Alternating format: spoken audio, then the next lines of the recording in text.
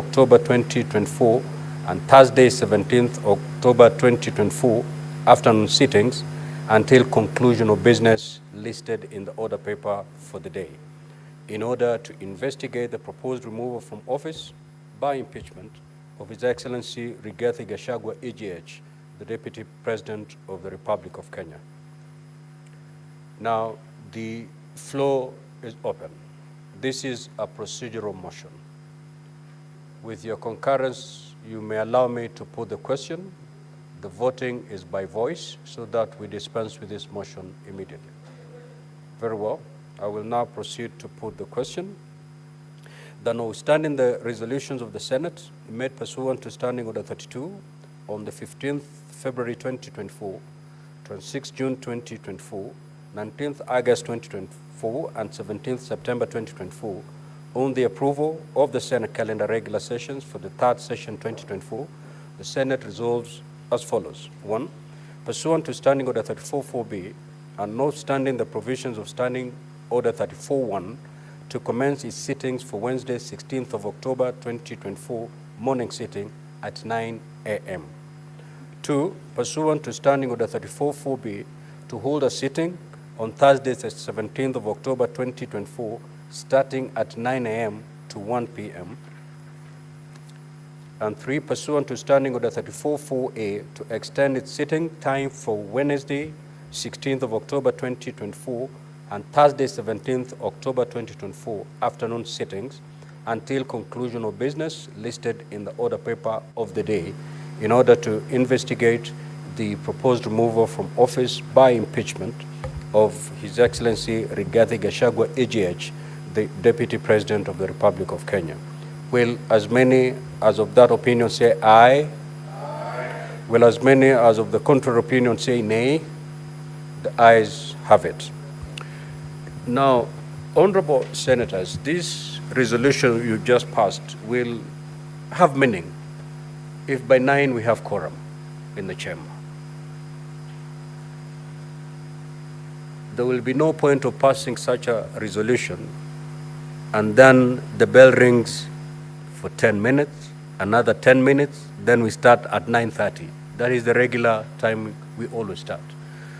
So let this resolution then make us be in the chamber at 9 so that we don't have to ring the quorum bell.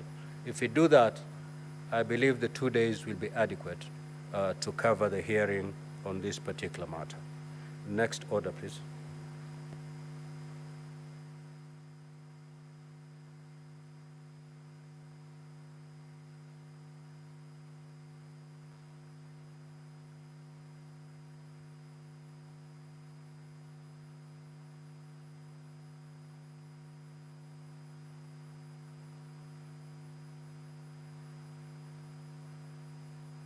Now, honorable members, for the convenience of the House, allow me to invoke Standing Order 45 to rearrange the sequence of today's order paper, and we move to prosecute order number 18, and thereafter resume the normal flow as contained in today's order paper. Clerk, proceed to call that order. Order number 18, the Election Offences Amendment number 2 Bill, Senate Bills number 28 of 2024. Second reading. Majority Leader.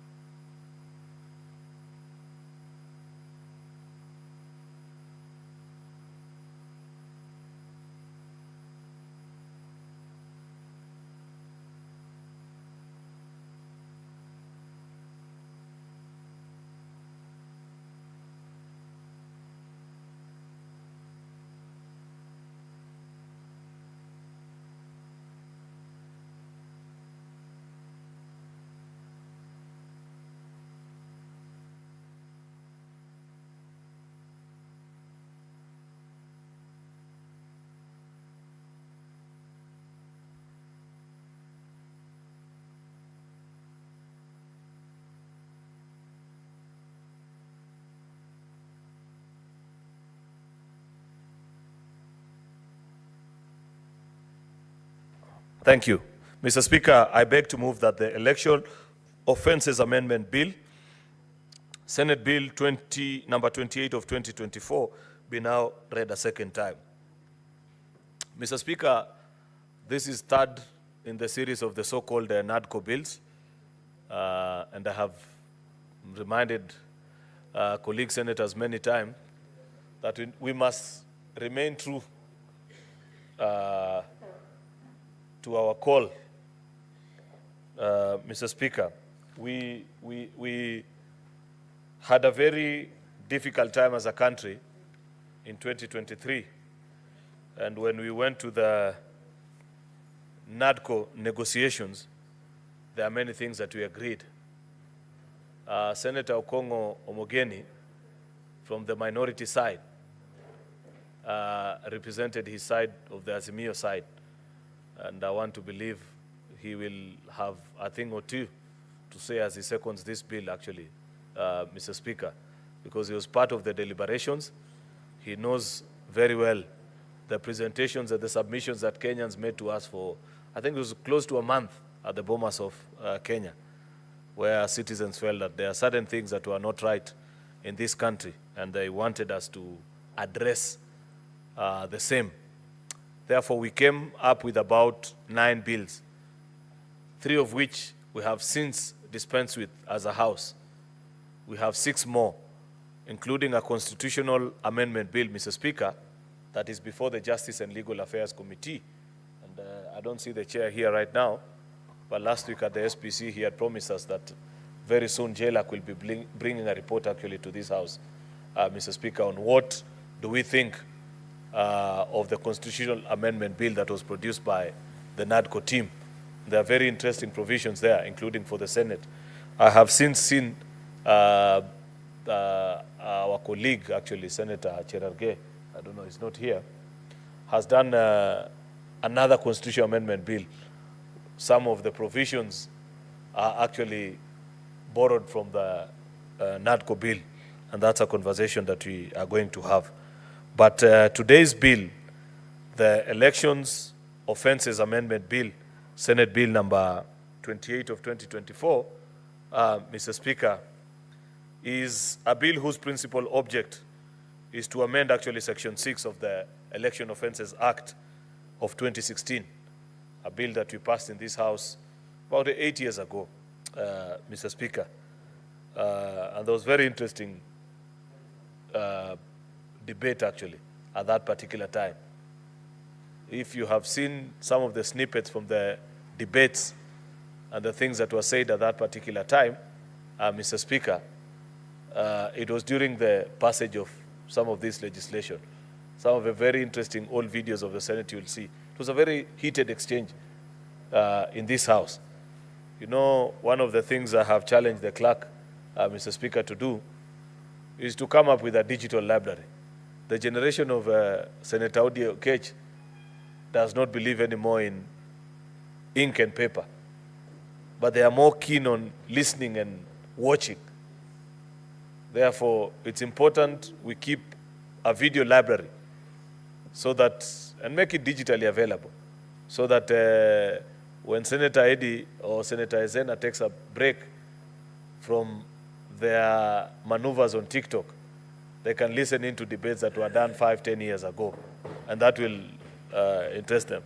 I would have included Senator Methu in that list, Mr. Speaker, but given his latest looks, I don't think he qualifies to be with his age mates in that particular regard, Mr. Speaker. But he's young at heart. I'm not sure about that face, Mr. Speaker. So in 2016, when this Election Offences Act was passed actually in this House, like I have observed, it was a very heated debate because we kept on reminding each other one of the cardinal rules of lawmaking. In fact, Mr. Speaker, it was the first time I heard these words by then Senator for Bungoma and now the Speaker of the National Assembly, that as you pass laws, please think of that law in the hand of your worst enemy and you on the receiving end of that particular piece of legislation. because many times we pass law here, and you imagine that because maybe I'm a legislator, I can easily get away with these things. But you never know. You will not be a legislator for life. You will not be in power forever. There are days you will be an ordinary citizen, Mr. Speaker.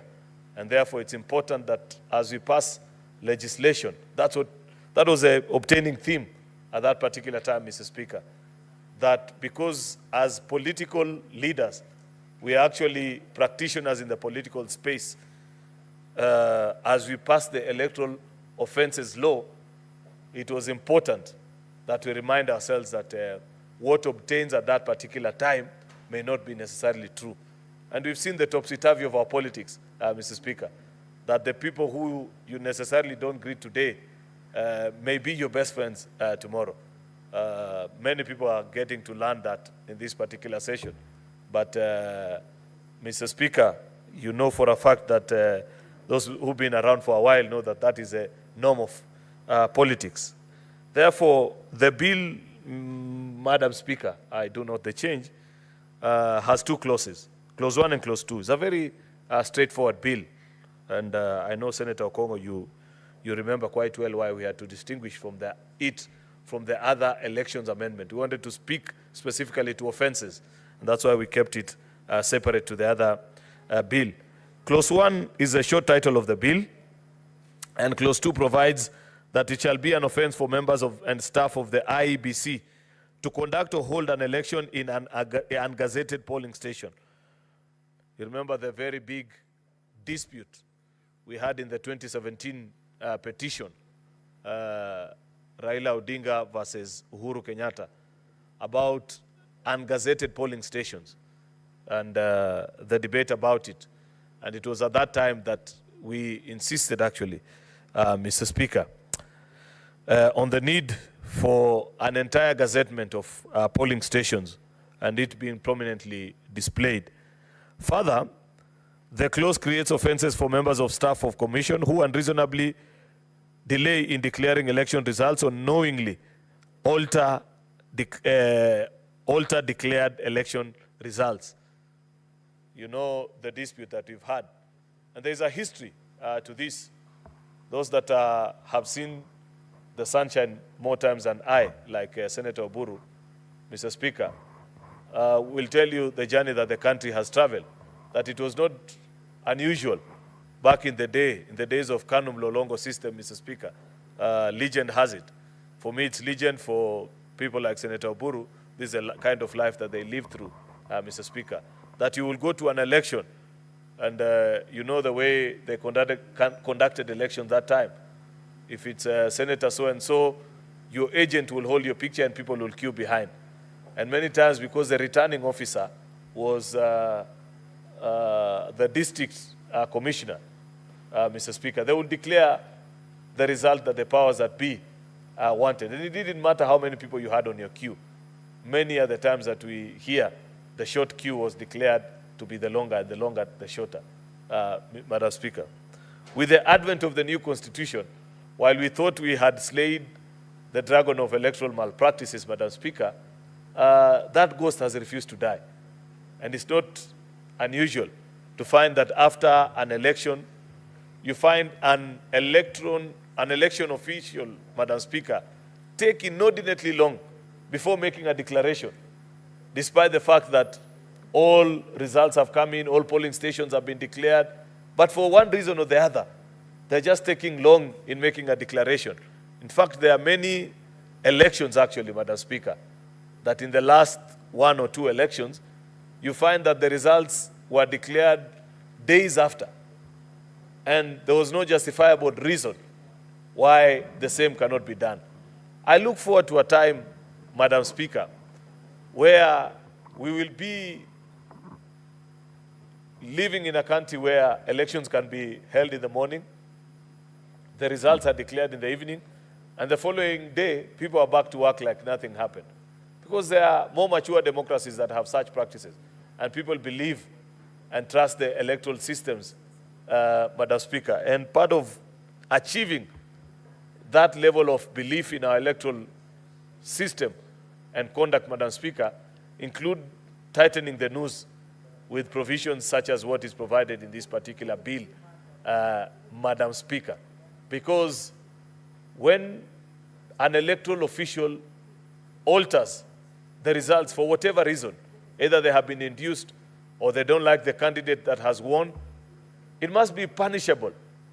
And the punishment must be punitive, Madam Speaker, so that the will of the people is always respected, so that we don't have people kill each other, so that we don't have people feel like it doesn't matter how you vote, that it is them that count, that matter. I don't think that is what Kenyans wanted when they queued up on the 27th of August in 2010 and bequeathed themselves the new constitution. Therefore, that's part of the amendment. The provision set out under Clause 2 is crucial, Madam Speaker, because it helps in upholding the credibility of our electoral processes by specifying that only designated polling stations may be used to conduct or hold an election, and will not only help prevent potential manipulation or irregularities, but will also fortify democratic principles of free and fair elections, ultimately fostering public trust in the electoral systems, Madam Speaker. Ultimately, Madam Speaker, if you also tamper with election outcome that is likely to undermine the will of the people and erode the legitimacy of democratically elected leaders, Madam Speaker, then there is an imposition of the offense, Madam Speaker, so that we ensure that such electoral officials are punished, Madam Speaker, and we ensure that people trust that the people that are in office were legitimately elected. Therefore, Madam Speaker, this is just a cleanup. Like I had told you, you remember, Madam Speaker, this was still at the time where there were disputes about how elections were carried out, who made a declaration here or there, whether it was rightfully done or not, Madam Speaker.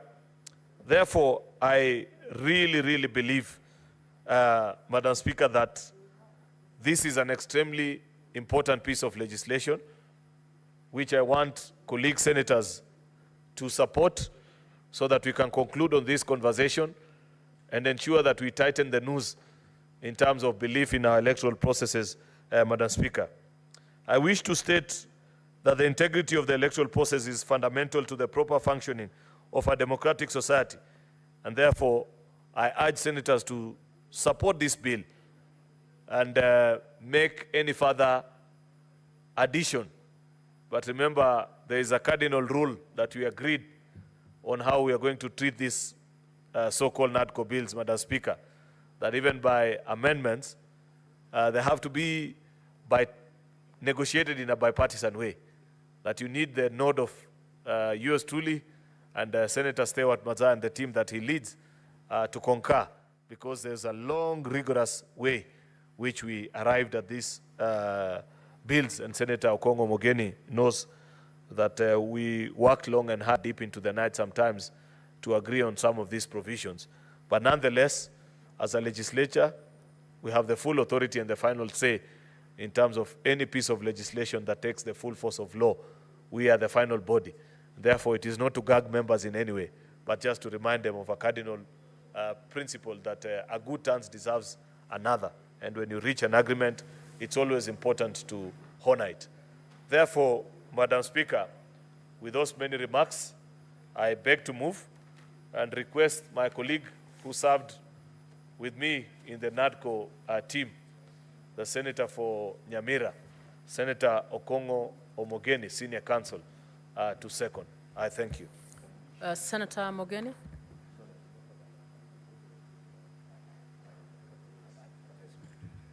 Yeah, thank you, Madam Speaker. I rise to second this very important bill that is trying to strengthen the way we deal with those people who want to manipulate elections. Madam Speaker, when we sat at the NADCO team, it was very clear that the intention of the people of Kenya is that we should have free, fair elections that are not manipulated either by the candidates or by the members of staff of IEBC. And Mr. Speaker, Kenyans also want those who are tasked with the running of our elections to take full responsibility for any manipulation or any interference in either the counting or the tallying of votes that are received by candidates. That's the only way, Madam Speaker, we can ensure that elections should truly reflect the free will of the people. Madam Speaker, there are many countries, many jurisdictions where elections are closed and the results are known almost at the close of the hour.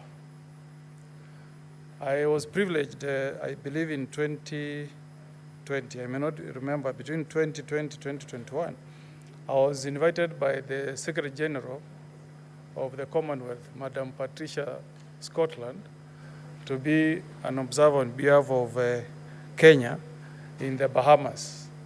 And Madam Speaker, the elections in Bahamas closed at 6 p.m.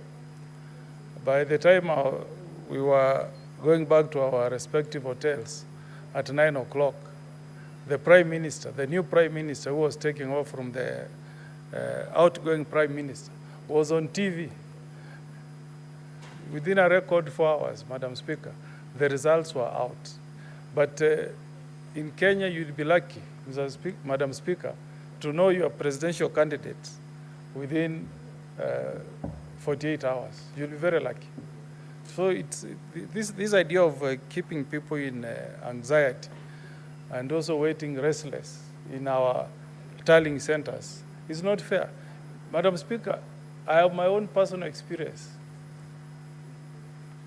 Elections are conducted on a Tuesday, Madam Speaker, and you will never be handed a certificate to come back to Nairobi as a member of parliament or a senator till the third day. And there's this fear among candidates that if you get out of a polling station, your results will be altered and the certificates of a winner can be given to another. It is inhuman, Madam Speaker. It is totally inhuman, Madam Speaker. You stay the first night in a tallying center the whole night. You stay the following day. You get your results, so your certificate the third day, Madam Speaker. We cannot justify why we should be treated to such inhuman treatment by the officials running our elections. Madam Speaker, with the technology, with enhanced staff for IEBC, we should know our results in real time. And what makes it worse, Madam Speaker, we're among few countries in the world where we do 6 elections in one. So you have to wait for the counting of the presidential results and the tallying, go to governor, go to senator, go to member of parliament, women rep, and finally to MCA.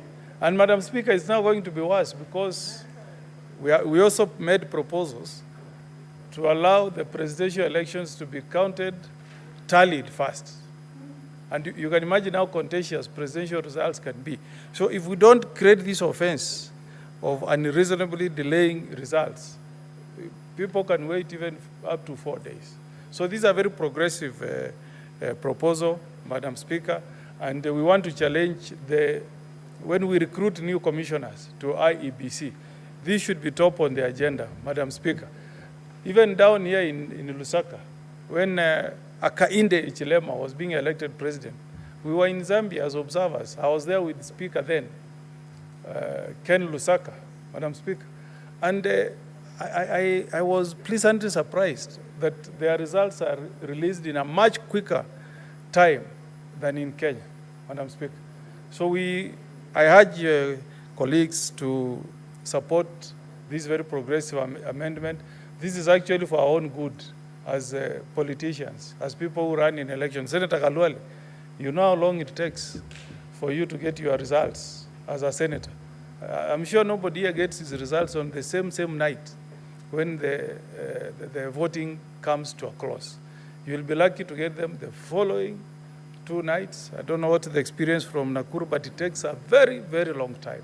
And Kenyans who appeared before us and Nadiko were not impressed at all. The aspiration and the wish of Kenyans is that this should be done in really time. The other offense, Madam Speaker, that we are trying to address is alteration of results. Madam Speaker, I was privileged to handle the Raila Odinga election petition in 2013. And there is this defense that election officials will always put in their responses. They will tell you that this was an intentional mistake in, how do we call it, transmitting results from Form A to B, where you'll find that a candidate in Form A may have scored 200, but when you go to Form B, when tallying is happening, the results will be exchanged with another candidate. And when the officials come to court, they will say that this was an intentional mistake, not deliberate, but an intention. But you can't joke, Madam Speaker, with somebody's votes. If I've garnered 400 votes at the polling station, I expect the same votes to be protected, preserved to the tallying center, maybe for member of parliament or for a senatorial candidate. So this offense, Madam Speaker, is going to make it punitive for any official working with IEBC to make any alteration. The results that you announce in Form A, Madam Speaker, must be reflected in Form B and Form C. It will no longer be an excuse to tell us that the mistake was not deliberate, it was unintentional. No. If you don't transmit the results as they were declared or announced at the polling station, this proposed amendment is making it an offense, Madam Speaker. We have seen it in many elections. In 2013, Madam Speaker, I represented Honorable Richard Tongi in an election petition for Nyaribari against Honorable Chris Bichagi. And Madam Speaker, the contention in that election was from one polling station called Bobaracho, where there was a lot of manipulation on the results that were garnered at the polling station and as transmitted to the tallying center. And when we argued in court, there are two versions. The one that was declared at the polling station and the one that was declared at the tallying center. The interesting aspect in that case, Madam Speaker, was that if you were to rely on the results that were declared at the polling station, Honorable Richard Tongi was to be the winner. If you took the one that was declared at the tallying center, Honorable Chris Bichagi was to be the winner. You can imagine that kind of doubt that you create as to who really is a winner in this contest. And the judge had no option other than to rule that because of the doubt that was created as to the votes that were garnered by the two candidates from that polling station that was materially affecting the outcome of the election, he had no choice other than to nullify that election, simply because of a mistake of a scrupulous official from IEBC. And the tragedy is this: no criminal sanctions were taken against the officer who was involved. So this proposed amendment is now going to make it an offense, Madam Speaker, for anybody who makes any alteration, either deliberate or undeliberate, on the outcome of any results. This is the only way, Madam Speaker, as a country, we can make the lucky Kenyans who have been tasked to managing our electoral processes in this country, so that we be a country that conducts elections that have integrity, Madam Speaker, elections that will truly reflect the will of the people, elections that will not be easy to impeach or to overturn in an election petition, because we waste a lot of time as a country going to court Then the electoral court overturns an election, and you go back to the people. It's very expensive to the candidates, it's expensive to the country, and does not leave a lot of credibility on our elections. So finally, is this offense of conducting elections in ungazetted polling stations. Very contentious issue during the Raila Odinga versus Uhuru Kenyatta elections, where it was alleged, Madam Speaker, that in several areas, in some parts of this country, including northeastern Kenya, the electoral officials decided to convert, I don't know whether to say to convert or to create. They just started to create polling stations and say we were trying to take care of nomads. But you see, the law is very clear, Madam Speaker. It says a polling station must be gazetted. Honorable Galwale, you know that. A polling station must clearly be gazetted. So this particular amendment is making it a serious offense for any electoral official to conduct elections in ungazetted polling stations. Madam Speaker, if we have gazetted Girigiri Primary School as the polling station for Samaro Ward in West Mogirango, nobody has got powers to move that polling station, for example, to Tinga Market. It must be at that polling station. Whether we are pastoralists or farmers, there need to be certainty as to where a vote will be cast. Because you have observers, Madam Speaker, who must know where they are going to be stationed and observe the elections. You have the officials who are delivering electoral materials. They must know with certainty where they will deliver those materials. Some are drove from choppers, etc. So this again is making it clear that our polling stations must be known. There must be certainty. There should not be any doubt as to where one will vote. Madam Speaker, I've done so many election petitions. I was the first lawyer to petition the Supreme Court successfully in the case of Peter Gathera Umunya versus Kilemi Mwiria. And the issues we are addressing here featured very prominently, all the way from the High Court, Court of Appeal, all the way to the Supreme Court. And I remember Kilemi Mwiria questioning why a polling station that was closest to the tallying center was the last one to deliver election results. Because of the same thing we are trying to cure here, unreasonable delay. So I urge my colleagues to support this bill. This was a bipartisan bill. We took views from Kenyans. This bill was not meant to serve either the UDA coalition or the Azimio coalition. It's an attempt to do some cleanup on around how we conduct our elections, to make it more efficient, to build trust from Kenyans, and to ensure that the will of the people is truly reflected in our elections. With those many remarks, Madam Speaker, I beg to second. Thank you. Honorable Senators, I propose the question that the Election Offences Amendment Bill number 2, Senate Bills number 28 of 2024 be now read a second time.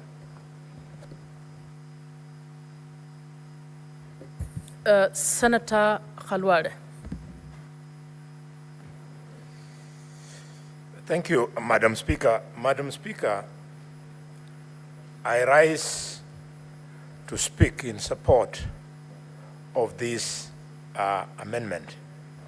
And Madam Speaker, I do so with nostalgia because I remember that as stated in the statement of objects and reasons on the memorandum of this bill, the principal object of this bill is to amend Section 6 of the Election Act, Offences Act of 2016.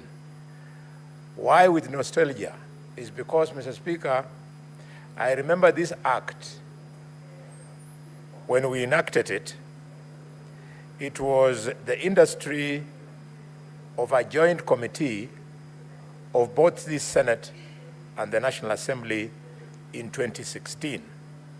And I sat on that committee, Madam Speaker. I remember we pitched in a hotel for almost 2 weeks. Our chairs were Honorable James Orengo and Kreitu Murungi. Those were the co-chairs. And we did a very good job. That it has served us well, but again exposed the need for us to make further amendments, carries true. Order, Honorable Senator Tobiko and team, can you consult in law notes, please? Tones, please. Madam Speaker, thank you. Carries true what the late former Vice President of Kenya, Michael Kijana Wamalwa, told the country, namely, that even in the best of ideas, there's always time and room for those ideas to yield ground to better ideas. I therefore support these amendments and want to insist that never should we allow the outcome of the election, of any election in this country, Madam Speaker, to be decided by the people who count votes and announce the results. The outcome must be decided by the people who vote. And Madam Speaker, I can speak with a degree of authority. I was looking at the book by the Honorable Millie Odhiambo, yes, about rigging or being rigged out. And in a way I was thinking about myself because I have gone through it all. I remember I won an election fairly and squarely in 2007. And because of lack of this kind of scrutiny, I was returned to a by-election.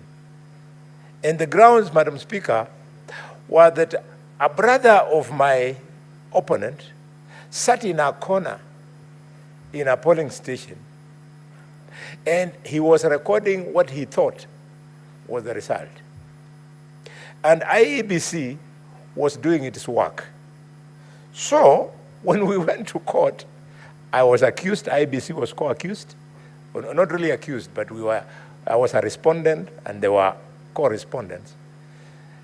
The court just decided to agree with the guy who was taking some funny notes in a corner. And I was returned to an election. I remember Dr. Oburu Odinga and the former Prime Minister, Raila Odinga, and his deputy, Musalia Mudavadi, and Minister then Oparanya, and Minister then Otuoma, and Minister then Ababu, and Minister then Anyang' Nyong'o. They all converged in Ekolomani just to teach me a lesson. And it was very exciting that when we defeated them, we now widened the margin. So these things, we have to continue tightening them. But then what a shame. I have seen elections in Ghana, Madam Speaker. I don't know, you are very experienced in these things. I've seen elections in Ghana, and you see an elections official carrying results on their heads in a carton, going to some central place where they return the things, and nothing happens to them, and people believe in the outcome. What is wrong with our country? That even with this act that we made in 2016, we still must tighten and tighten and tighten even further. There is something wrong about our very integrity as individuals who conduct elections, as individuals who present our names as candidates. We do not believe in anything. So much so that I'm yet, Madam Speaker, I'm yet to meet a single person who lost an election who says that I lost an election. They always say, Madam Speaker, quote unquote, kura yangu iliibiwa. I've never understood. And therefore, Madam Speaker, the amendments must ensure that as the courts decided that the election ends at the polling station, I want to support this because this is a march towards tightening that ending to truly end at polling stations. What do I mean, Madam Speaker? Most of the polling stations, IEBC has structured them so that around about 500 people vote at a stream, presided over by a presiding officer. So how it comes to pass in this country that counting 500 votes can take 2-3 days, I've never understood. I've even done an exercise, Madam Speaker, of supposing I was a presiding officer and there are 3 candidates and they have all benefited from these 500 voters. And you say, hold this for candidate 1, candidate 2, candidate 3. The process of dishing out, this one got this, this one got this, this one got this, should not take more than 30 minutes. And then the actual counting should not take more than 5 minutes, because to count from 1 up to 500, you don't need hours. So you'll find, Madam Speaker, this counting has been done, and the election officials in the polling station, they'll keep on sitting there, 1 a.m., 2 a.m., 3 a.m. By that time, all agents have become fatigued, they are asleep, and now the people who count the votes start deciding the outcome. I think I want to find a way, innovative, whereby we can demand, where we, by law, that announcement by our presiding officers should be within a particular time frame. At the county election, Madam Speaker, I normally get my results after 4 days. 4 days. So when you ask the county returning officer, he tells you, I'm still tallying. They'll move from that point to this point. I remember when I lost my election, which was very surprising. It's very difficult for me to lose an election in Kakamega, and the speaker knows this. So when I lost the election in 2017, I was so surprised. So I decided to create my own IBC. In 2022, Madam Speaker, because I had created my own tallying center, full-fledged, within 8 hours after voting, I already knew the outcome of my election. But I had to wait for 4 days for the returning officer to say that I'm the winner. And this was with a lot of experience, Madam Speaker, whereby, and I believe Senator Eddie Kijeru has this experience also. He ran into similar turbulent clouds, Madam Speaker. When now the returning officer, and colleagues, you better take this as your own experience, put up your own tallying center. When they discover that you have got your own tallying center, they then respect you. Because for every polling station you have a result, for every constituency you have a result, they become cautious. I remember in Likuyani constituency, Madam Speaker, in 2022, a whooping 6,000 votes had been removed. So we just called the returning officer and told him, look, even if you must steal, we know we have won. We can leave you these 6,000 votes and we shall still win. What do you do? So this law amendment is crucial. 6D speaks to the offense of willfully preventing any person from voting at the polling station at which they know or have reasonable cause to believe such a person is entitled to vote. This is a very common thing.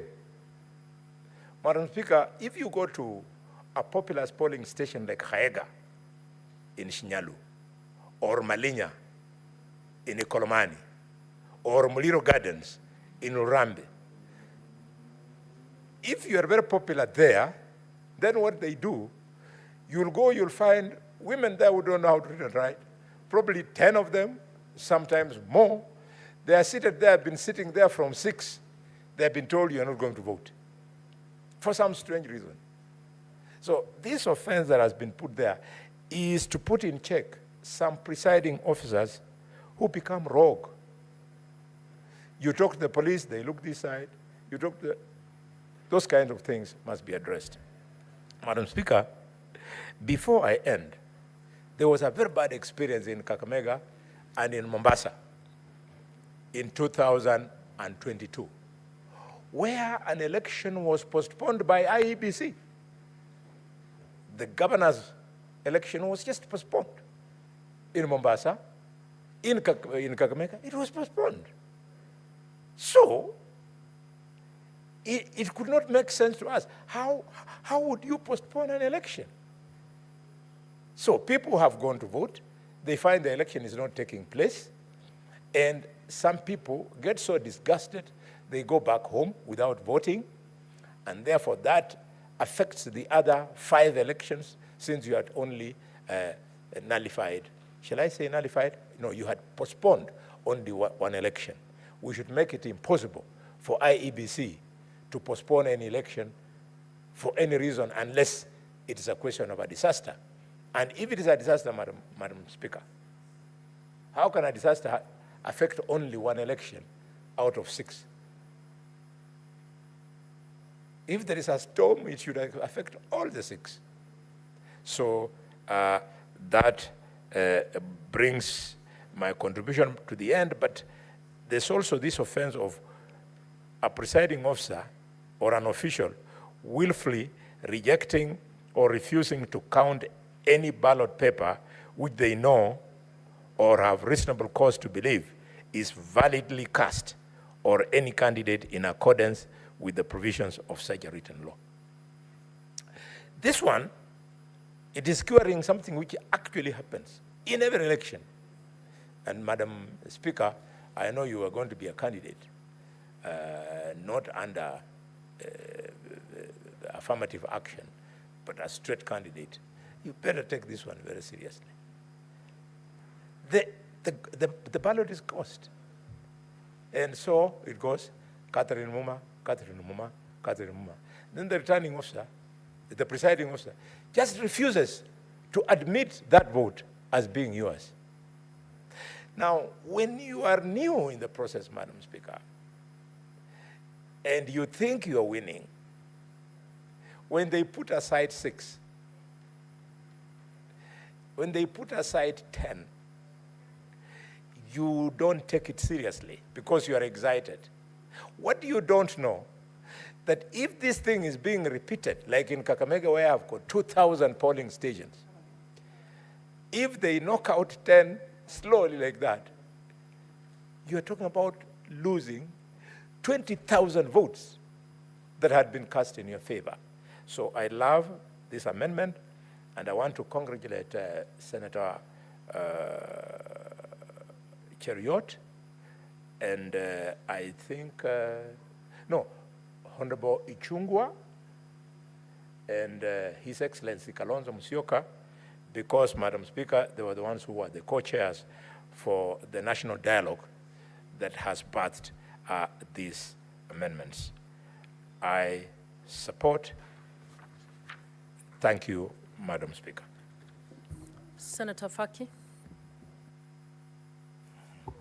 Asante Bi Spika kwa kunipa fursa hii pia kuchangia mswada wa marekebisho ya sheria ya makosa ya uchaguzi.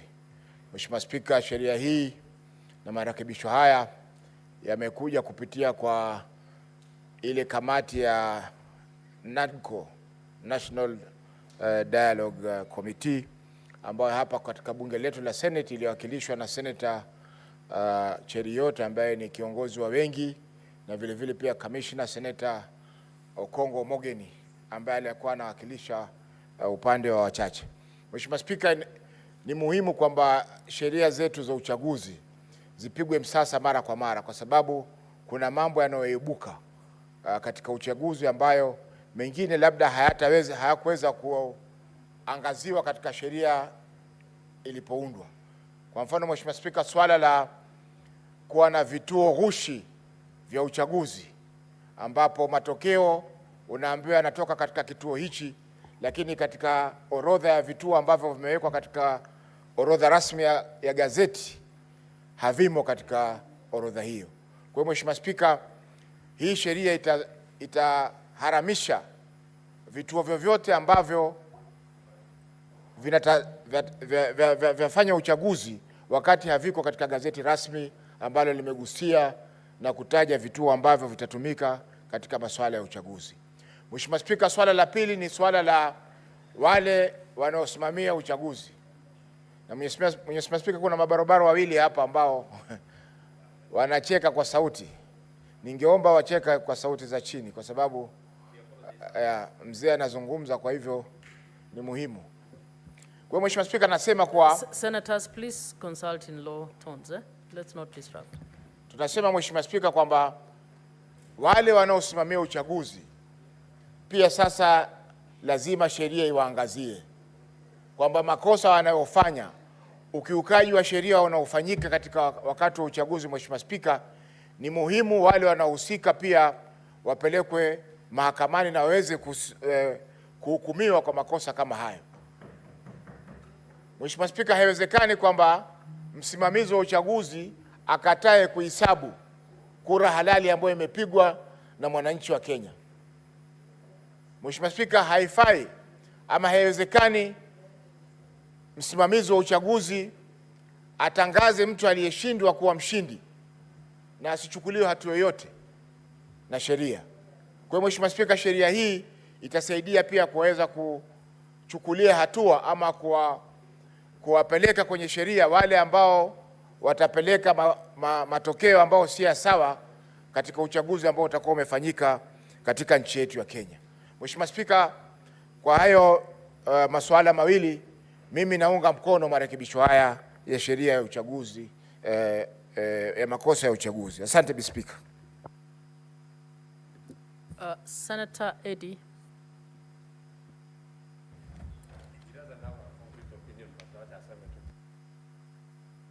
Order, Senator Methu. Senator Methu,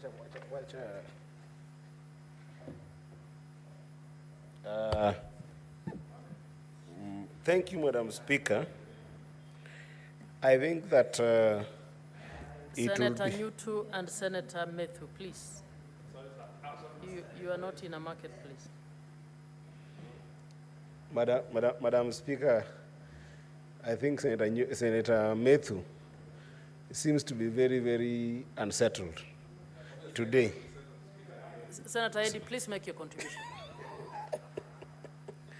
Thank you, Madam Speaker. This is a very important progress, Madam Speaker, from the NADCO conversations, and a beacon of hope in the country, because every year that we have gone into an election, we have come out more bruised as a nation than before we went to an election.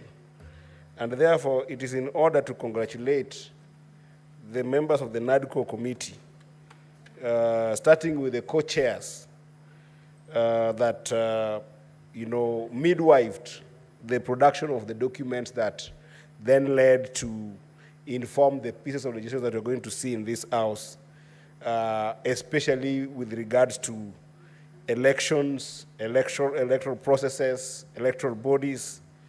And this is one of those, Madam Speaker. And I'd like to start right away by supporting this particular motion, Madam Speaker, because one of the issues that we have faced as a country is that the commissions that run election are actually above the law, in the sense that the offenses that commissioners do make sometimes are reduced to mere mistakes.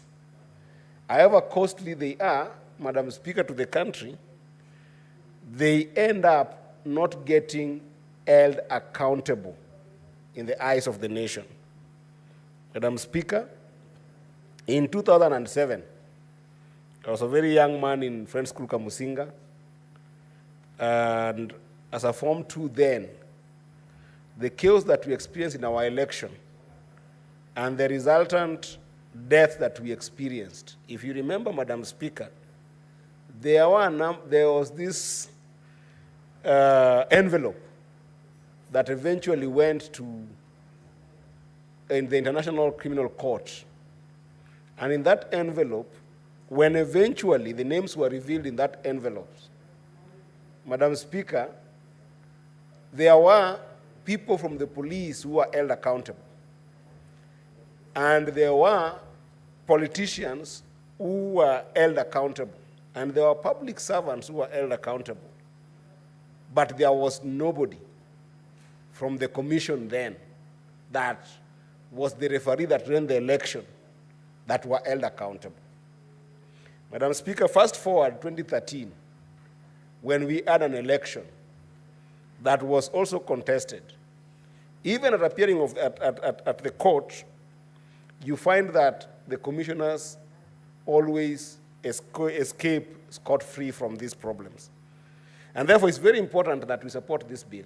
And the bill has attempted to look at those offenses by members and staffers of the commission. And I like the way they are very specific, to the extent that if you look, for instance, the issue of documentation of elections, that is under section 6A, subsection A.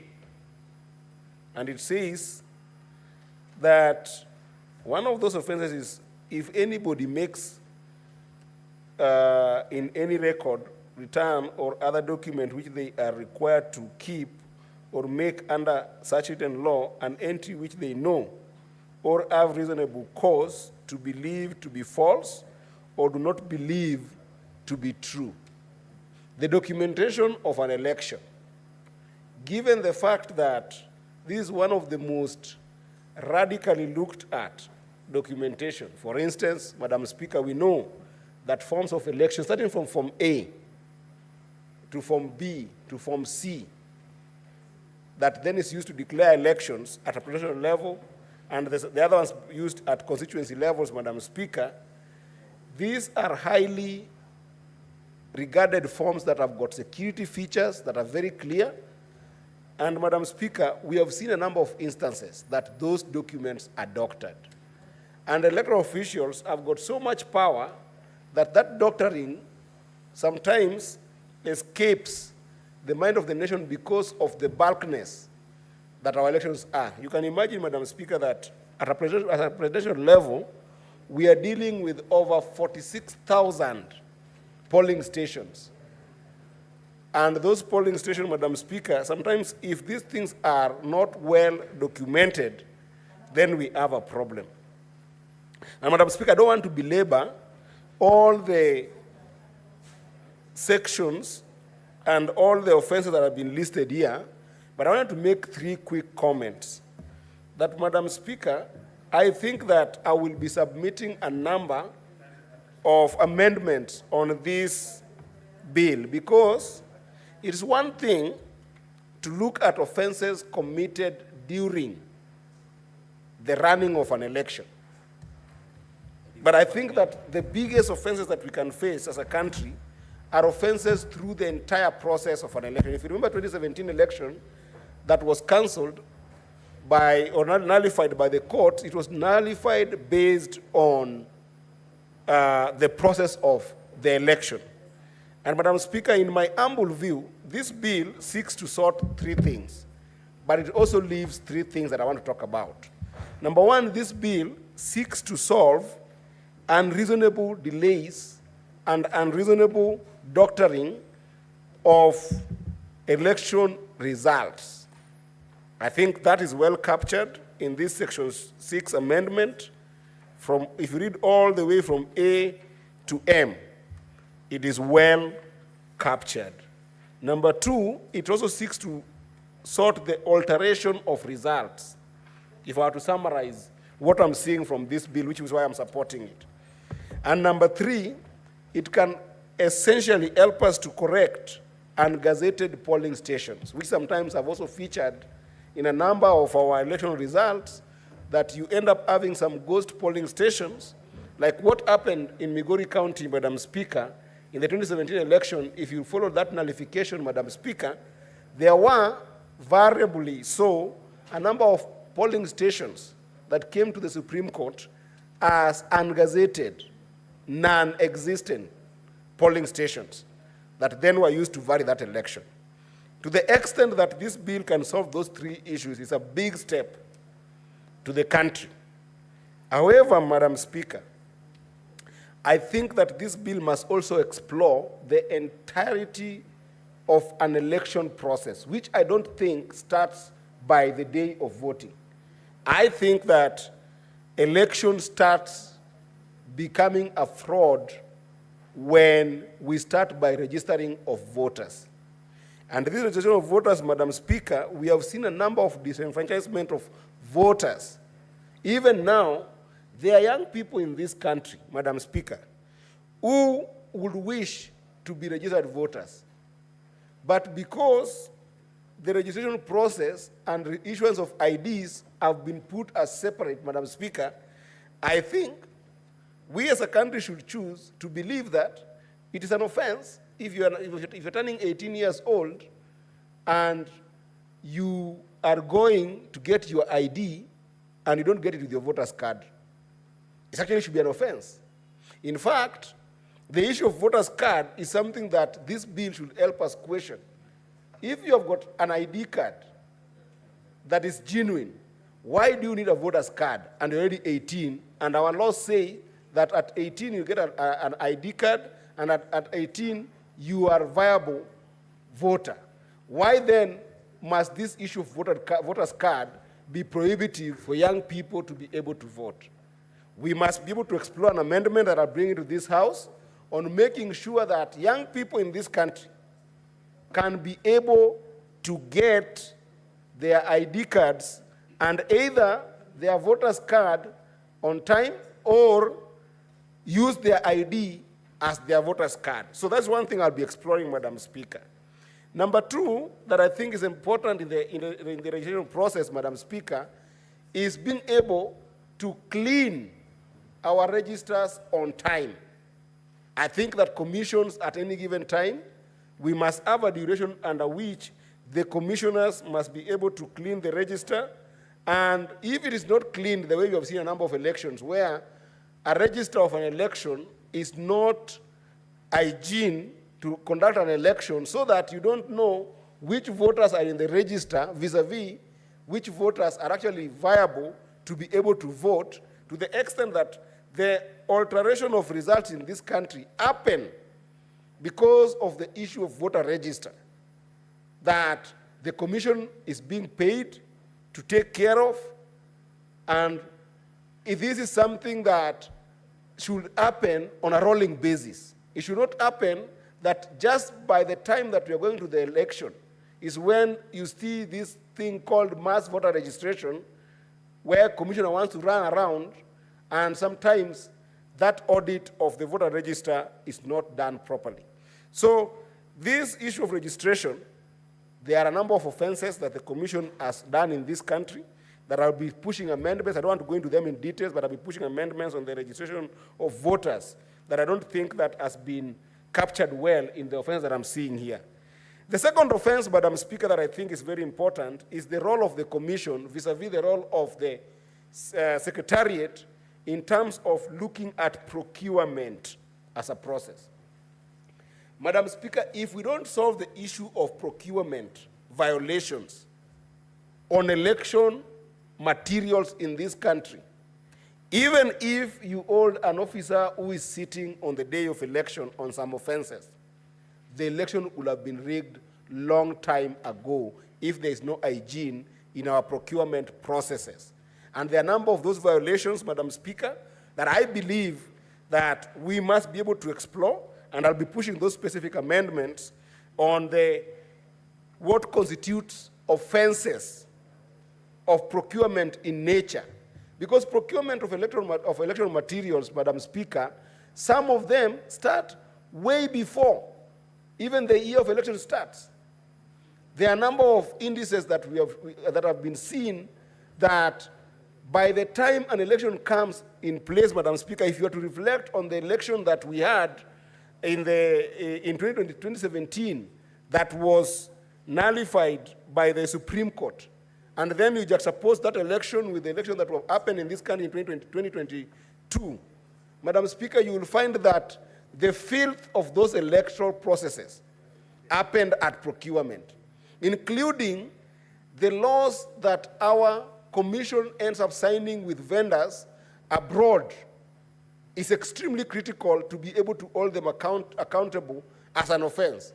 For instance, Madam Speaker, if you take a vendor that you have procured from an electoral system, an electronic system that is supposed to deliver an election, and then you are a commissioner plus the secretariat who are the staffers of the commission, and then in that agreement, that contract, you do not protect the country's data such that the institutions are like what we saw in mathematics, where the institution now has got more rights on the data in the system than Kenyans. Madam Speaker, I think that signing such agreements is tantamount to an offense, because that opens the country to serious procurement problems that then, if not addressed, compromises elections, Madam Speaker. Madam Speaker, so I will be pushing some serious amendments on procurement processes. And then the last one, Madam Speaker, that I want to talk about today, because of pressure of time, is the issue of audit of elections. Madam Speaker, is very critical that even as we look at the active element of offenses during the time that election is being carried out, if you look at the act we are trying to amend here, the Election Act offenses of 2016, Madam Speaker, it has seriously negated holding the commission to account on the basis of being able to audit an election. And at what point should that election be audited? I think offenses should be put on every single audit trail so that you'll be able to show the country what the audit of an election should look like at the time of the election, just before results are given out without proper audit, after the results have been announced for all candidates at the local level and national level, and more importantly, after the gazettement of those results. Because if the audit query is not examined as offense, Madam Speaker, then it becomes very difficult to hold individuals who are running our electoral processes to account. So, Madam Speaker, this is a bill that is very good. It's a good start that will help us to look at unreasonable delays in elections, to be able to help us look at altercation of results, proper measure of integrity through such kind of pieces of legislation. Therefore, I support, Madam Speaker, and I will be able to support further with amendments. Thank you, Madam Speaker. Senator Okenyuri.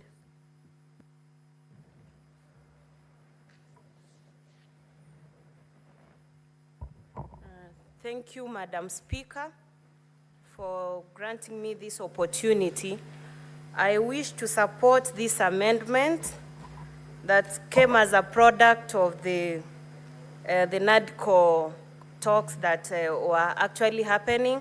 I was privileged to be in the first bipartisan joint committee that was actually trying to solve issues that we were facing as a country. And I'm happy to see the product that came from the second team that went and looked at some of these issues and came with this legislative proposal. Madam Speaker, when you actually look at this amendment that has been sponsored by the minority leader and the majority leader, we have actually made huge progress, because when you actually look at elections in Kenya, elections in Africa, we've come a very long way. Look at elections in Africa and for our case, Kenya. Most of the experiences we've had consistent agitation and refusal to accept election results. Once the opposition or any other party that has lost refuses to accept election results, you definitely know we are going to plunge into endless either war or court processes. And in court, Madam Speaker, we end up wasting a lot of resources, which we would have rather combined forces with the person who has won elections to work for the country, or work at whatever level you've actually been elected to serve people, Madam Speaker. So when I actually look at some of the proposals that have been made in this amendment, I think we are making good progress, especially when we are now coming down to the staff and members of the commission, because this is where it matters most. Sometimes I say elections are actually won on the material day of voting, where you have to get your supporters cast a vote in your favor. And we have people who take advantage of those processes, Madam Speaker. At one point, I remember I was approaching a polling station, and some of the electoral staff were reaching out to me and telling me, Esther, this is how people in this polling station are voting. Little did they know that at the back of my mind, I had whoever I was voting for. So I tended to imagine then, if that can happen to someone who is informed like me, what about other people who might not have that similar benefit? What would actually be happening would be very absurd, because then we would have electoral officials influencing people or taking advantage of people they know cannot make certain decisions at that point. So these offenses that have been noted by this proposal and the punishments that are being meted on those who engage in such offenses will go a long way in stopping such crafty officials and members of staff of the commission trying to tamper with the general result of elections. Madam Speaker, also, in this country, not just Africa, elections are seen as a do or die matter. It's actually in Kenya where politics is a means to attainment of wealth. That's why right now, if you look at what most people want to pursue is politics, because people think it's a shortcut to being rich and achieving whatever ends you may want to meet, Madam Speaker. So if we actually make laws which are very clear and strict, we are going to make some of these people who want to aspire for political leadership be motivated more to serve and not more on the end they are going to achieve, Madam Speaker. Because this is a reason why in other countries, when you actually study their cases, people fight to an extent where there is no election where the winner will be allowed to work on their own other than have power-sharing agreements. Madam Speaker, we've had power-sharing agreements, and you've seen the effects. Sometimes, if I would give my views as a private citizen, I say those are some of the worst leadership experiments we would want to engage in. So in respect for the rule of law, such proposals would be very good proposals to come And we as Kenyans need to have a culture of respecting the rule of law. That needs to begin with us in political leadership, so that if you go to polls today and you lose an election, be very open-minded in accepting so that we can move forward. Additionally, if you're challenging the whole result, Madam Speaker, let it be within the law, whereby if it's the Form 34As at the polling station we are looking at, let it be that you really had agents who had those forms duly signed, so that when you are disputing that in court, you're not doctoring documents and coming to dispute using that, Madam Speaker. Why I'm saying that, we have most candidates who lose the election, and when they file petitions going to court, the evidence is not sufficient. And eventually you see what we get into, Madam Speaker. Finally, politics should be one way that we can transform the lives of people. Leave alone what is the interest of an individual, but the larger interest should be towards bettering the lives of the people we have had an opportunity to represent. And so I will fully support this amendment, and I know we'll keep learning as we advance, because in every election we experience new challenges, and as a result of those challenges that we think about new remedies to address such challenges. So the law is not very fixed. We'll keep getting amendments to suit citizens as it well applies to them, Madam Speaker. So thank you. I support this proposal. Senator Kajwang.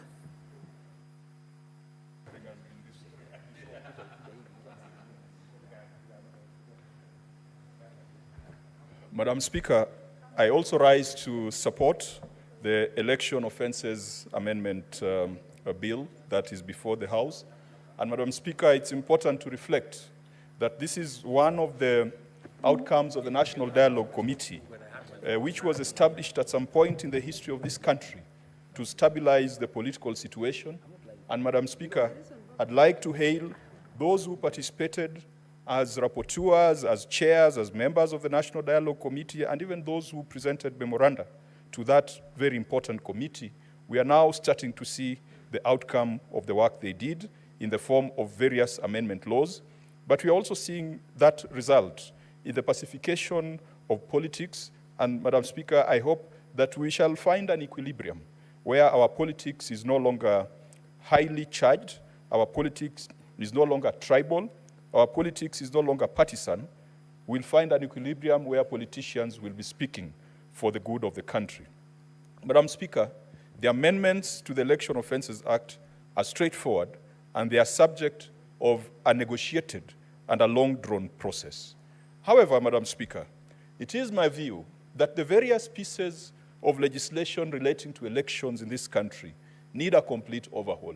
In fact, Madam Speaker, I believe that we need to perhaps redefine our electoral system so that it reflects the unique characteristics of our nation. It reflects our history and reflects emerging and contemporary trends. Madam Speaker, let me give a few examples of where we need to change our election laws.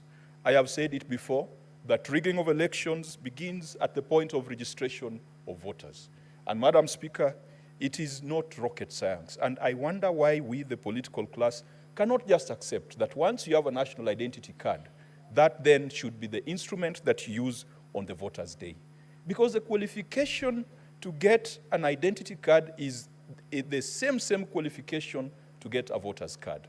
And I have always wondered, and in my 10 years in this House, in my 10 years in elective politics, I have always wondered why that matter does not feature very strongly in our conversations around empowering the young people and around transforming our electoral system.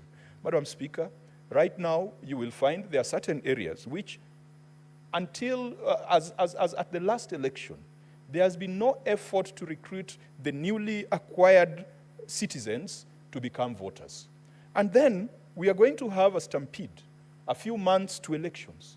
We are going to have campaigns, very expensive campaigns, a few months to elections to onboard the young people as voters. Madam Speaker, how I wish, as we try to come up with national consensus on various matters, we could come up with that consensus that the national identity card is sufficient for our young people and for our citizens to participate in the voting exercise.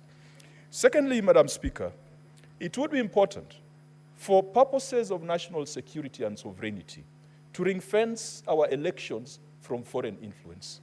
When I looked at the process of tallying of election results at the Bomas of Kenya, I've always asked myself, what is the role and place of diplomats, ambassadors, and high commissioners at the tallying center? Madam Speaker, in the last election at Bomas, the American ambassador was very visible, was very, very visible. Her fingerprints were all over the place. The UK ambassador was all over the place. And when we asked why, we were told that the US and the UK governments were providing technical support to the electoral system and to the electoral process. If there is one exercise that we must completely ring-fence and keep away foreign influence, it is in our elections. Madam Speaker, I read somewhere today that if news can be fake, then history can also be fake. The history of Africa is replete with rigged elections engineered by the West. It is replete with assassinated leaders engineered by the West. It is replete with coup d'etats engineered by the West. Madam Speaker, I am a Pan-Africanist, and I believe that there are those forces out there, out of Africa, that believe that Africa should remain independent, and Africa should never be fully independent, and Africa should never self-determine its direction. Madam Speaker, we need a law that says that when it comes to the infrastructure, the systems, the processes, everything to do with our electoral system, we shall make it homegrown. And we have no shortage of skills, whether it is a technology. The other day, the CS Treasury was here telling us about e-citizen, developed by locals. It is handling billions of shillings on a daily basis or on a monthly basis. If we can trust our young people to build a system of that nature, why can't we trust them to build an electoral system so that we do not have to go to foreign countries to get that technology? Madam Speaker, even when it comes to capacity building, it should not go beyond our electoral officers making tours to those countries to see how they do it. But we should not have a situation where you've got a foreign-funded organization being the one offering technical and capacity building for our electoral officials and our electoral systems.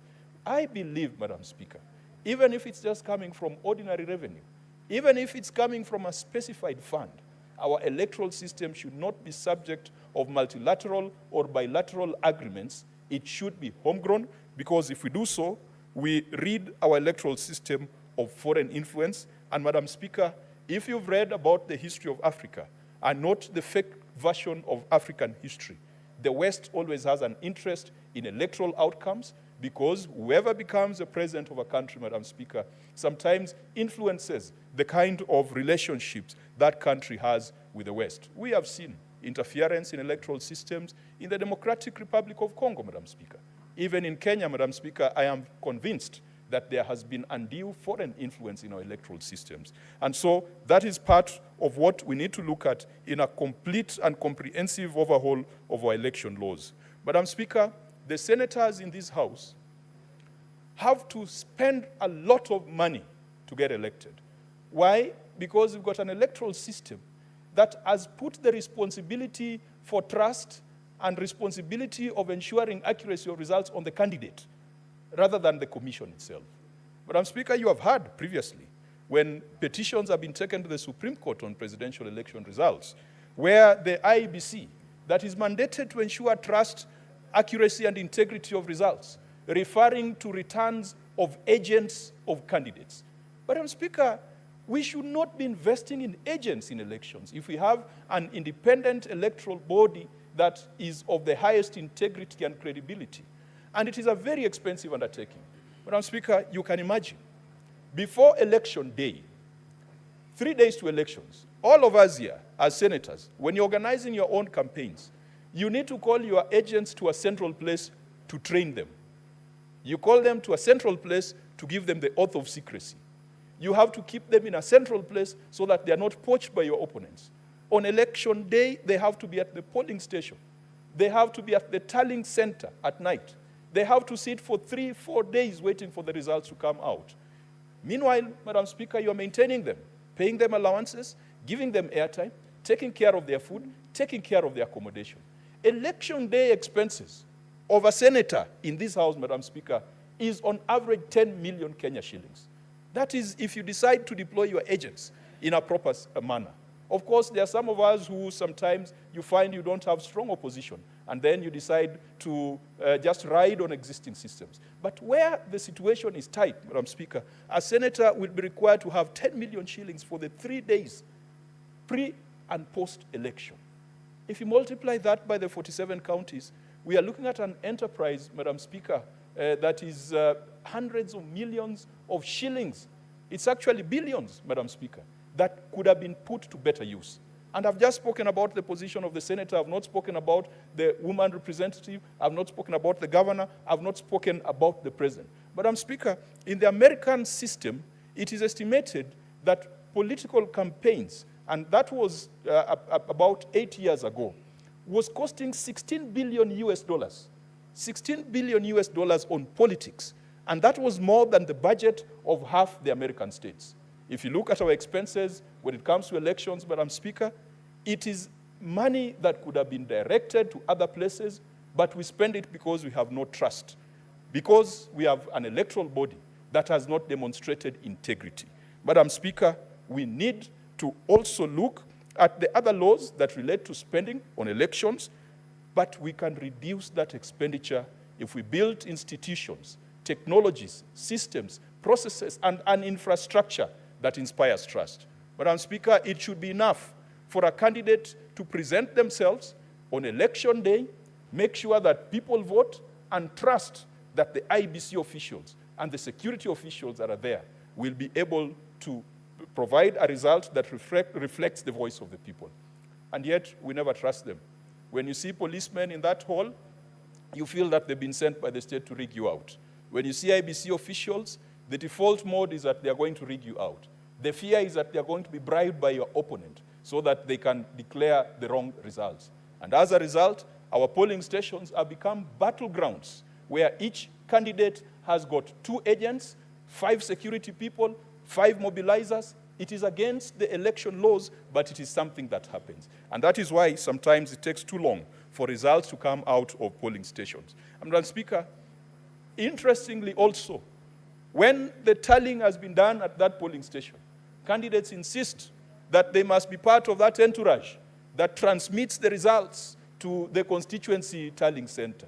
And then candidates insist they must be part of that entourage that transmits results to the county tallying center.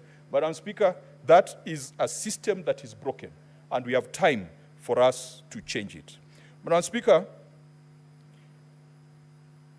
many of the countries that we look up to, what we are calling modern democracies, be it the US, they are holding their elections in November, I think 4th of November. They do not have the same system of fast past the post that they are imposing on us. Look at France, Madam Speaker.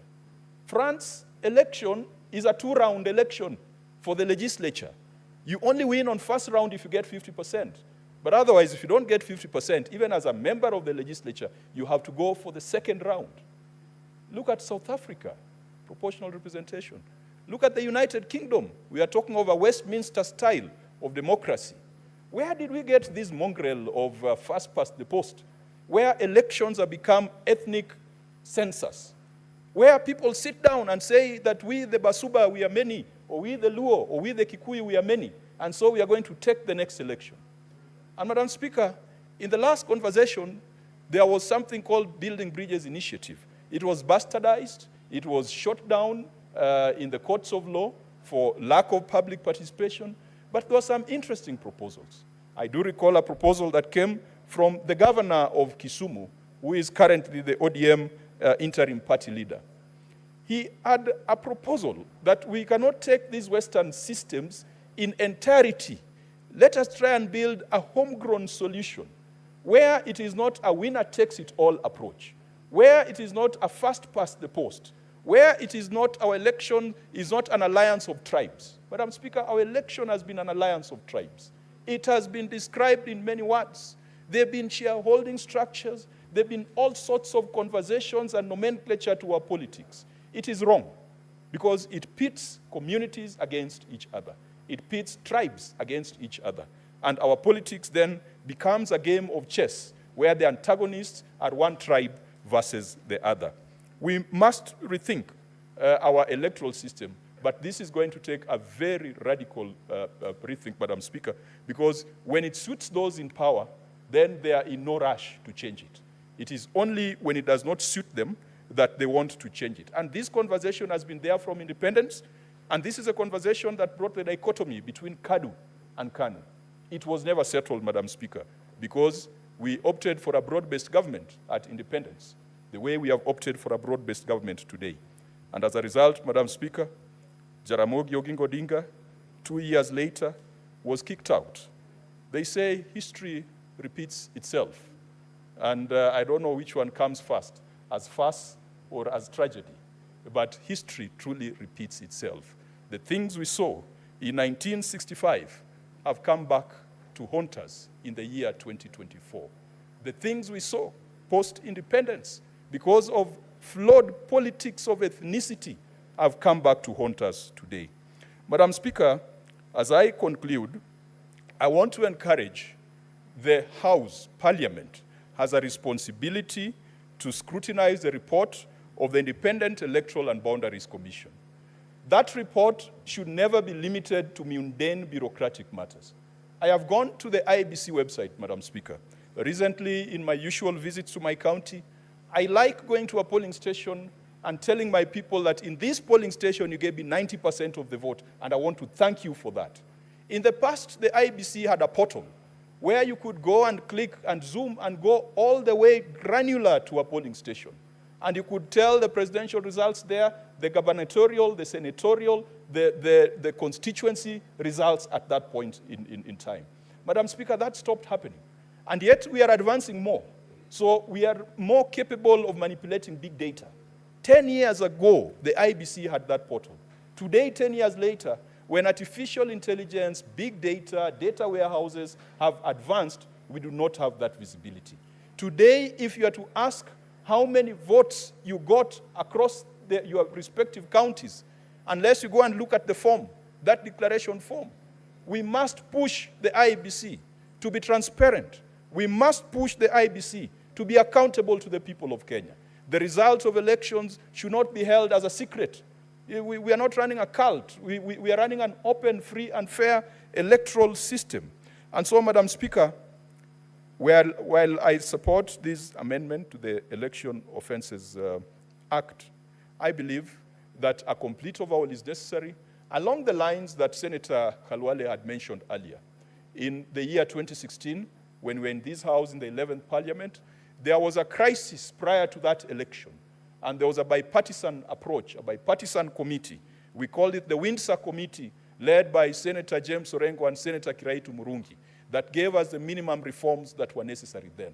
I believe that we have enough time not to go for minimum reforms, but we have enough time to go for comprehensive reforms. Madam Speaker, I support and I do pray that the other NADCO bills will find their way to the House for quick enactment. Thank you, Madam Speaker. Senator Newton.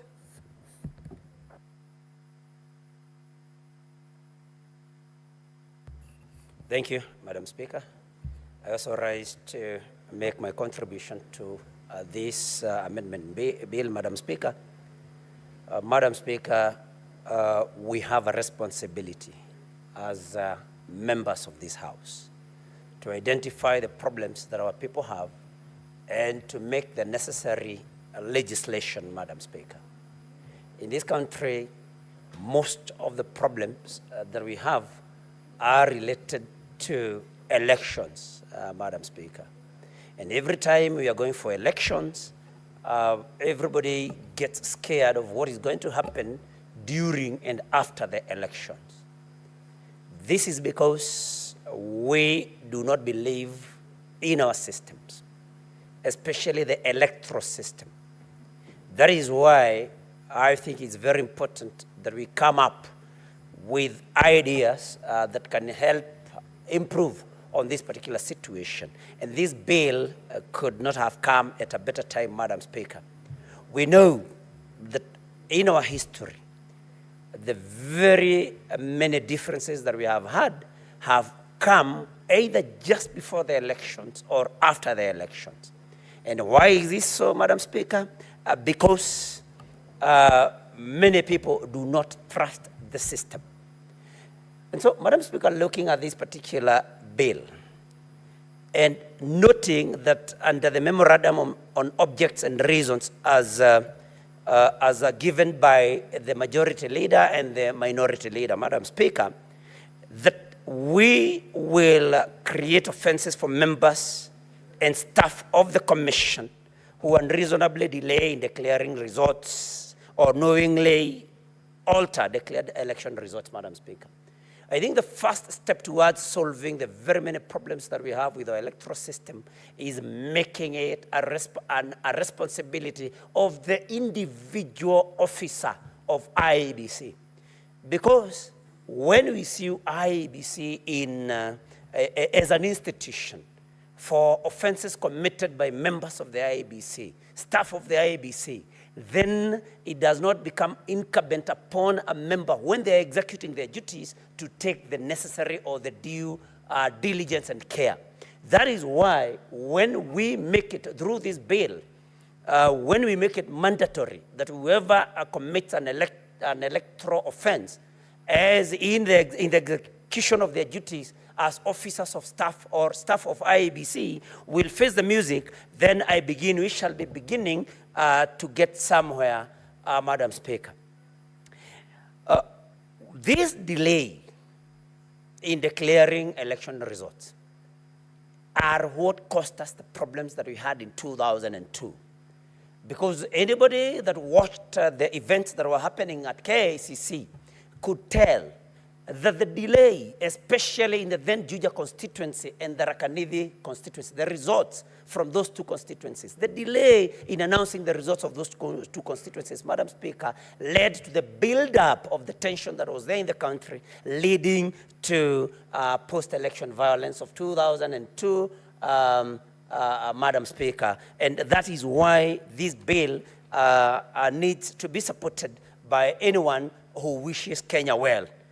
Madam Speaker, looking at offenses by members and staff of the commission, especially A, that is 6A, where we will make a law so that nobody makes an entry that they have enough reason to believe that it is not true.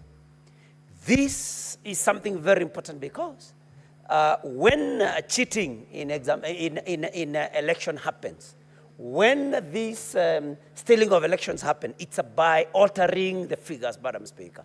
That somebody has 21 votes in a particular polling station, but then rogue IEBC official or officer adds a 0, making it 210.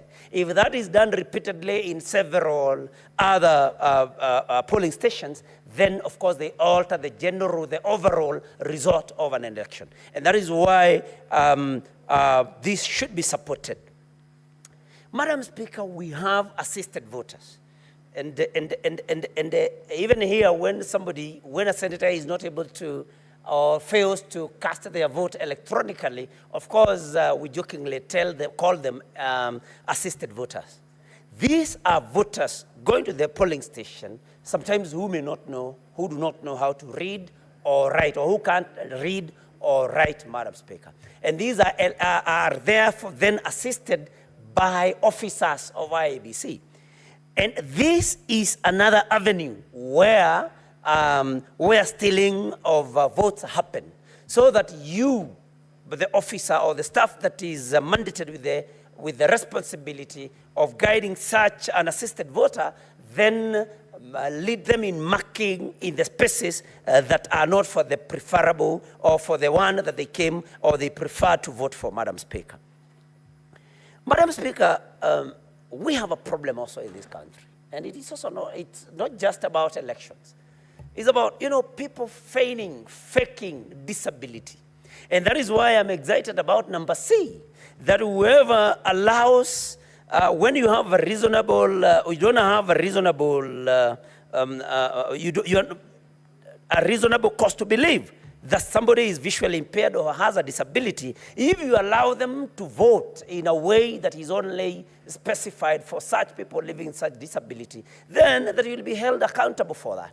Because this is something that we should discourage as a society, that nobody prefers living in the disability. So when somebody pretends, in order for them to be able to gain some advantage or some favor, they pretend to be living with this disability, then such a person and anyone assisting them should actually face the law, because that is what progressive societies do, Madam Speaker.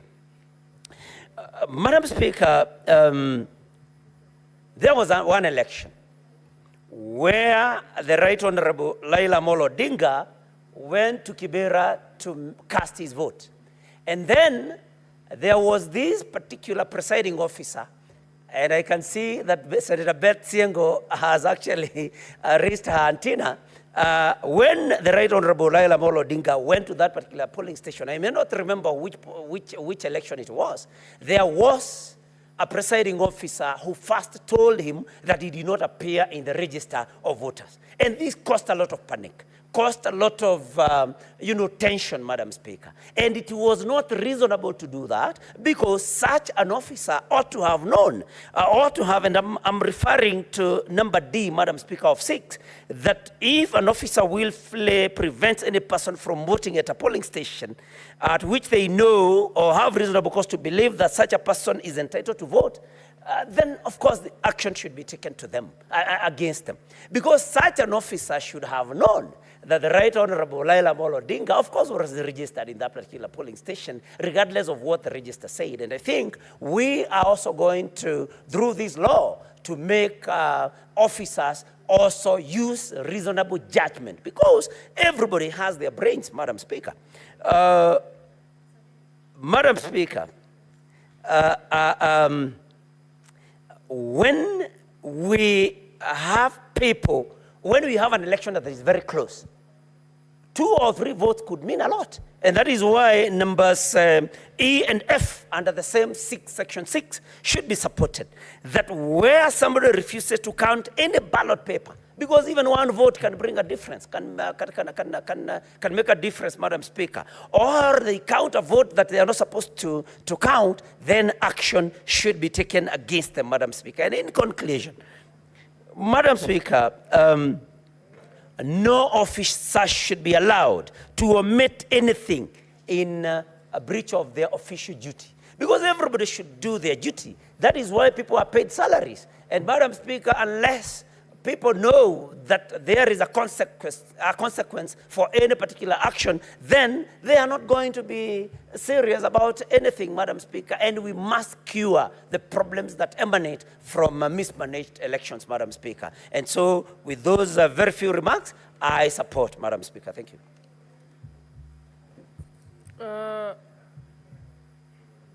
The mover to reply.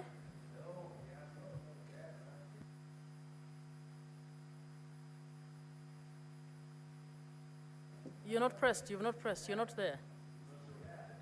There is no one on the dashboard.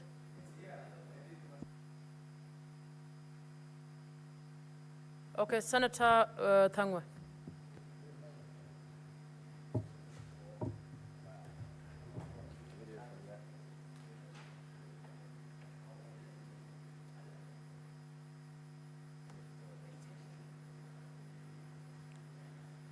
Thank you very much, Madam Speaker, for the opportunity to also contribute on this Election Offences Amendment number 2 Bill 2024. And Madam Speaker, yes, I do support this bill because, of course, what the bill is suggesting, some of us have gone through it, and of course we would want it to be amended so that we can fill those gaps or seal the loopholes. Madam Speaker, as many have said, yes, the bill is supposed to cure the unreasonable delays when it comes to the announcement of election results, Madam Speaker. And I remember, although this is talking about the general election, I remember in 2017, Madam Speaker, there was a delay. I can give this as an example in Kiambu County, where the election of 2017, although it was the nomination, party nominations, where the results of the governor were announced, the results of the women rep were announced, but the results of the senator, they had to take about 3 days, Madam Speaker, to give the results. I think that was the period where the returning officers were cooking the results. So if this law was also to be applied within the political parties when they're doing their nominations, I think it can cure a lot of irregularities that would come with it, Madam Speaker. Madam Speaker, the law is also talking about those returning officers who tally results of ungazetted polling stations. And also it has been discussed that no one, the returning officer or any other person, should interfere with the results, Madam Speaker. But Madam Speaker, looking at this law and what it's trying to cure, I think we are going to bring more amendments to it, Madam Speaker, because it has been said here that the election is a process. So we don't want to just look at the issue of counting the votes, tallying, and announcing the results. We need to look at the process itself from the campaign period, Madam Speaker. I have a bill, Madam Speaker, that is coming, and I think I will try to see whether it can fit as an amendment in this amendment bill that has been moved here, Madam Speaker. And my bill was called the Anti-Campaign Lies Law, Madam Speaker. What am I talking about, Madam Speaker? Madam Speaker, there has been a lot of lies against candidates when people are trying to campaign. And by lying, they lie to the voter who does not vote according to the way they understand their candidate, but according to how they were lied to, Madam Speaker. The same anti-campaign lies law, Madam Speaker, it also talks about lying on promises and policies and manifestos, Madam Speaker. And this is something that we need to look at as a parliament, that we should not allow people to stand and lie to the voter, and the voter will make a decision thinking that I'm voting for you to provide what you've just said, and yet, once you get in there, you change. So you made me vote for you as per what you had said, Madam Speaker. So I think this is an amendment that we need to bring into this law. And I can give an example again in 2017, Madam Speaker. Again, is the campaign, the gubernatorial seat in Kiambu County in 2017, against the former governor, William Kabogo, and the former governor, Waitito Babayao, Madam Speaker. And it was said the governor then, in Kiambu County, had said nasty things about women. And by that, Madam Speaker, Governor Kabogo lost his seat. But nobody was able to prove whether he had actually said what it was purported to be said. And the person lost the seat. But since we do not have a law that talks about the anti-campaign lies law, he could not go anywhere. We call it propaganda and people think it's okay.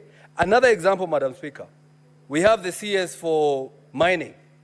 The CS, the former governor of Mombasa, Joho.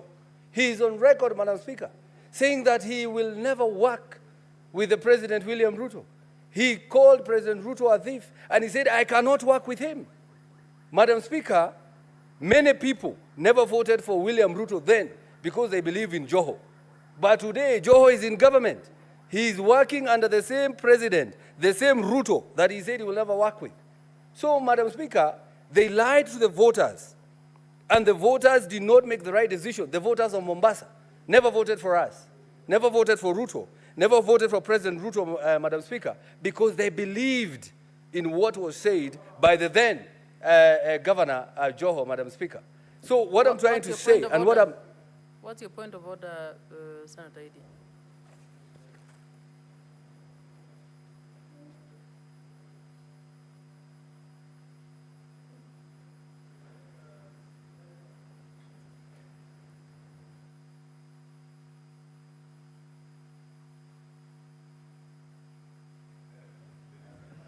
Madam Speaker, I rise under Standing Order number 105.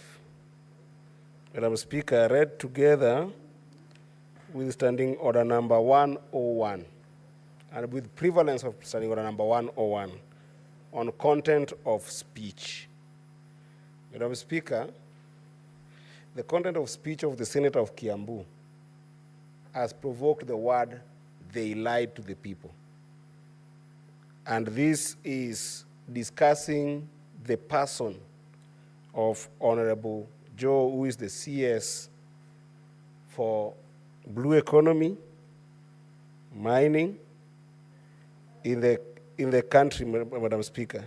There's a duality in that statement, Madam Speaker. There is one statement of fact issues that arises from the standing orders, but more importantly, Madam Speaker, is that it is discussing the persona of Honorable Joe to the extent that the Senator of Kiambu is mischaracterizing and prosecuting the persona of the CS in this House without a substantive motion, Madam Speaker.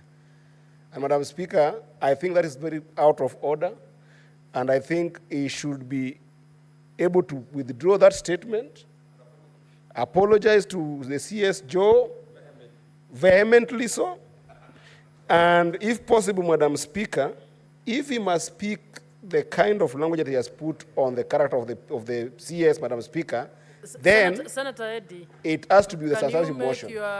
you've actually made your point on there, your point of order. Senator Karungo.